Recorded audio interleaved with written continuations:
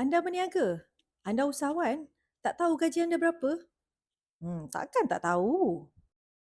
Hai usahawan, sangat-sangat rugi kalau anda berniaga sendiri, bekerja sendiri, tetapi anda tak tahu gaji anda berapa.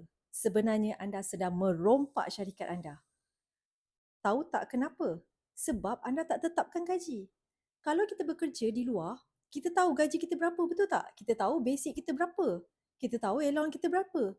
So, bila kita tahu masa kita datang kerja, masa kita balik kerja, pukul berapa.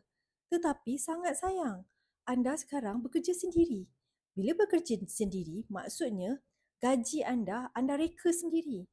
So, sepatutnya anda reka gaji anda adalah bermula dengan minimum salary 1,700. Itu mula-mula. Kalau anda rasa tak cukup, maksudnya gaji anda lebih lah. So, anda kena tetapkan gaji yang tetap setiap bulan. Itu barulah gaji sebab kita tetapkan setiap bulan.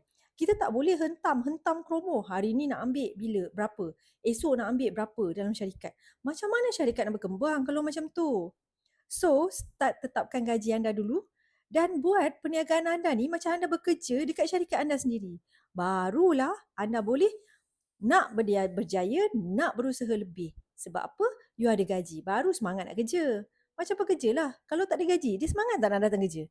Tak ada semangat kan? So, relate dengan kehidupan orang lain, relate dengan kehidupan sekeliling. So, untuk anda improve diri anda, bukan downkan diri anda. Okay?